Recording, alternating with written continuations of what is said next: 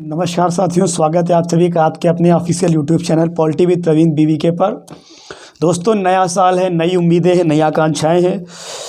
हम सब अपने उज्जवल भविष्य के लिए प्रयासरत हैं और आपके उसी उज्जवल भविष्य में थोड़ा अपना सहयोग प्रदान करने के लिए मैं अपने चैनल के माध्यम से आपको आपकी पढ़ाई में जो भी मदद कर सकता हूं कर रहा हूं। दोस्तों, उत्तर प्रदेश पुलिस लक्ष्य भेद मैं की सीरीज में चला रहा हूं यहाँ पे अपने चैनल पे, और इस चैनल के माध्यम से मैं अपनी इस वीडियो को उन सब तक पहुंचाना चाहता हूं जिनको इसकी आवश्यकता है। तो ये आपका काम होगा कि वीडियो देखें, देखने के बाद में अगर आपको अच्छा लगे तो लोगों तक इसकी जानकारी पहुंचाएं। चलिए शुरू करते हैं आज की वीडियो। तो देखिए, आपके ऊपर उस पर साफ साफ लिखा हुआ है कि उत्तर प्रदेश पुलिस लक्ष्य भेद संविधान सभा पार्ट 3, यानी हम लोग आज संविधान सभा के 2 सीरीज मैं पहले बता चुका हूँ। आज उसको हम लोग खत्म करेंगे और बात करेंगे मुख्य मुद्दों की। तो सबसे पहले बात आता है दोस्तों कि मैंने आपको बताया था कि संविधान सभा में सिर्फ और सिर्फ महात्मा गांधी जो थे वो उपस्थित नहीं थे, बाकी उस समय के जितने भी संभ्रांत लोग थे सबके सब उपस्थित थे। देखते हैं आज क्या है। पहला, संविधान सभा की पहली बैठक कब होती है? अक्सर सवाल आता है। तो संविधान सभा की पहली बैठक 9 दिसंबर 1946 को होती है, जिसमें लगभग 211 सदस्य, कितने सदस्य? पहली बैठक 211 सदस्य भाग लेते हैं। मुस्लिम लीग इसका बहिष्कार करती है और इसी पहली बैठक में आपके संविधान सभा के अस्थायी अध्यक्ष जो हैं वो डॉक्टर सच्चिदानंद सिन्हा को चुन लिया जाता है। डॉक्टर सच्चिदानंद सिन्हा जो आपके हैं ये अस्थायी अध्यक्ष वहां पर चुन लिए जाते हैं। संविधान सभा की दूसरी बैठक 11 दिसंबर 1946 को होती है और इस बैठक में जो महत्वपूर्ण कार्य होता है वो क्या होता है कि संविधान सभा के स्थायी अध्यक्ष के रूप में डॉक्टर राजेंद्र प्रसाद सिंह को चुना जाता है। डॉक्टर राजेंद्र प्रसाद, माफी चाहता हूँ सिंह मैंने बोला, डॉक्टर राजेंद्र प्रसाद जो हैं वो चुने जाते हैं। इसी सभा में 2 उपाध्यक्ष H.C. मुखर्जी और V.T. कृष्णामाचारी, ये 2 उपाध्यक्ष भी चुन लिए जाते हैं। इसी संविधान सभा में बेटा एक और महत्वपूर्ण तिथि है, वो है 13 दिसंबर 1946। और 13 दिसंबर 1946 में हमारे देश के प्रथम प्रधानमंत्री पंडित जवाहरलाल नेहरू जी द्वारा उद्देश्य प्रस्ताव प्रस्तुत किया जाता है, जो 22 जनवरी 1947 को सर्वसम्मति, सबकी सहमति से पारित हो जाता है। दरअसल इस उद्देश्य प्रस्ताव में बातें क्या की गई थी? तो भारत को एक स्वतंत्र और संप्रभु राष्ट्र घोषित करना, उसकी क्षेत्रों सीमाओं का निर्धारण, यानी भारत का जो सीमा रेखा होगा, जो क्षेत्र होंगे, कौन कौन से क्षेत्र भारत में होंगे, उसका निर्धारण संविधान सभा द्वारा किया जाना था। संप्रभु भारत, यानी जो आपका आजाद भारत होगा, ऐसा भारत जिस पे किसी और का कोई आधिपत्य नहीं होगा, ऐसे भारत की सारी शक्तियां जनता के पास, यानी जनता में निहित होंगी।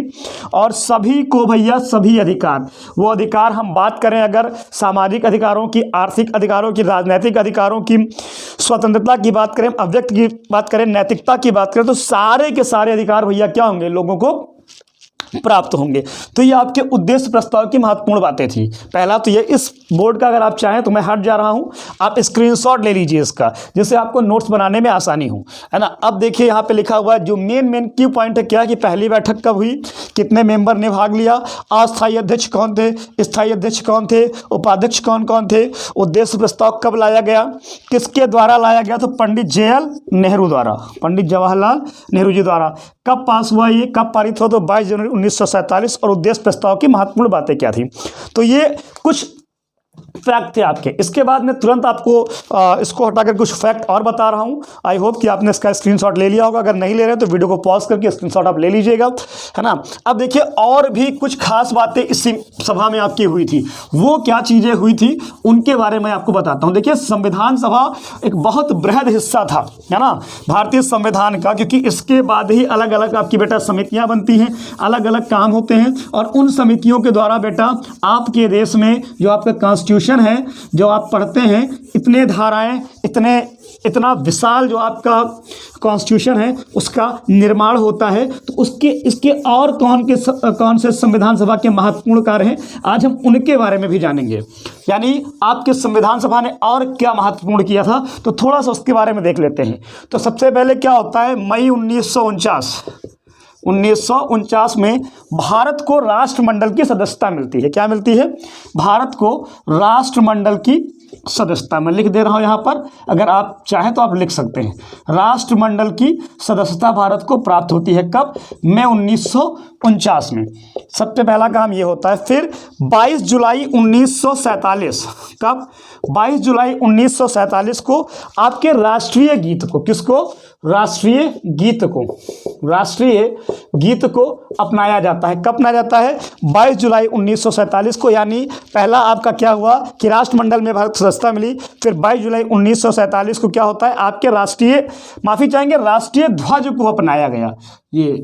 ये राष्ट्रीय ध्वज आपका है, तिरंगा जिसे कहते हैं, उसे अपनाया गया। और उसके बाद बेटा 24 जनवरी 1950 दो घटनाएं होंगी। 24 जनवरी 1950 इसी दिन आपके राष्ट्रीय गीत, राष्ट्रमंडल में भारत को सदस्यता मिली। और राष्ट्रमंडल में भारत की सदस्यता के बाद बेटा क्या किया गया कि आपके राष्ट्रीय ध्वज को अपनाया गया। अब राष्ट्रीय ध्वज तो अकेला आपके गारंटी है नहीं, आपके यहाँ राष्ट्रीय गीत भी, राष्ट्रीय गान भी, तो कब उन्हें अपनाया गया, आइए उसी पे बात करते हैं। 24 जनवरी 1950, 24 जनवरी 1950 और 24 जनवरी 1950 इसी 3 महत्वपूर्ण कार्य होते हैं। क्या? आपके राष्ट्रीय गीत को, किसको? राष्ट्रीय गीत को, फिर आपके राष्ट्रीय गान को, राष्ट्रीय गान को। और बेटा इसी दिन डॉक्टर राजेंद्र प्रसाद को, किसको? डॉक्टर राजेंद्र प्रसाद को भारत के प्रथम राष्ट्रपति के रूप में चुना जाता है। तो पहले तो 3-4 नंबर के क्वेश्चन आपके ये हो गए कि राष्ट्रीय ध्वज को कब अपनाया गया, राष्ट्रीय गीत को कब अपनाया गया, राष्ट्रीय गान को कब अपनाया गया, और कब राजेंद्र प्रसाद को भारत के प्रथम प्रधानमंत्री के रूप में चुना गया। इसके अलावा आता है कि भैया संविधान के निर्माण में कुल कितना समय लगा? तो 2 वर्ष 11 माह 18 दिन का समय, 2 वर्ष 11 माह 18 दिन का आपका भैया क्या लगा? समय लगा। कितना पैसा खर्चा हुआ? 63,87,729 रुपये। कहीं कहीं ये मिलता है 64 लाख रुपए, 64 लाख रुपए, ये इतनी धनराशि खर्चा हुई।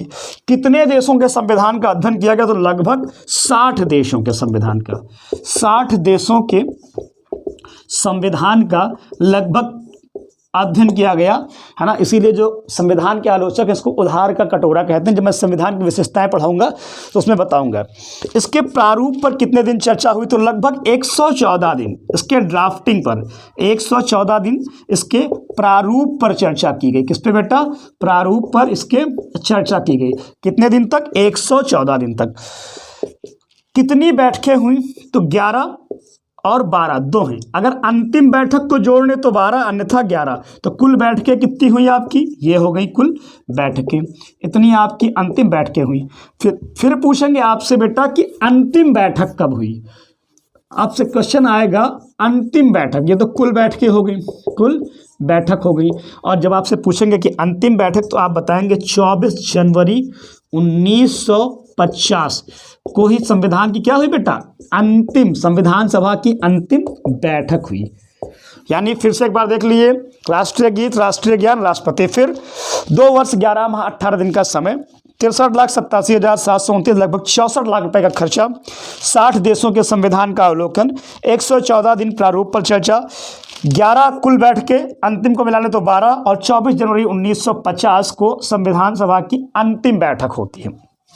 ठीक है बेटा। इसके बाद क्या महत्वपूर्ण है? इसके बाद संविधान की समितियां आती हैं। मैं कुछ महत्वपूर्ण समितियां और उनके अध्यक्ष के बारे में बताऊंगा। और जो सबसे महत्वपूर्ण भाग इसका है कि संविधान जो है हाथ से लिखा गया था, तो किसने लिखा था, संविधान पे ड्राइंग किसने बनाई थी, सुरक्षित कहाँ रखा गया, किस पब्लिकेशन द्वारा पब्लिश किया गया, आज भी संविधान कहाँ सुरक्षित रखा है। तो इसके अगले वीडियो में हम इस प्रारूप पर चर्चा करेंगे। तब तक के लिए दोस्तों मेरा साथ बनाए रखिए। अगर मेरी ये बात, आप ये जो मेरा पढ़ाने का तरीका है, जो मेरी वीडियोज़ हैं, अगर दोस्तों आपको पसंद आ रही हैं, तो मैं रिक्वेस्ट करूंगा कि प्लीज़ इसको अधिक से अधिक लोगों तक शेयर करें, लोगों तक पहुंचाएं, जिससे मैं और ज़्यादा मेहनत के साथ नए नए वीडियोस बना सकूं और आप तक जानकारी पहुंचा सकूं। मिलते हैं आपसे अगली क्लास में, तब तक के लिए जय हिंद, जय भारत।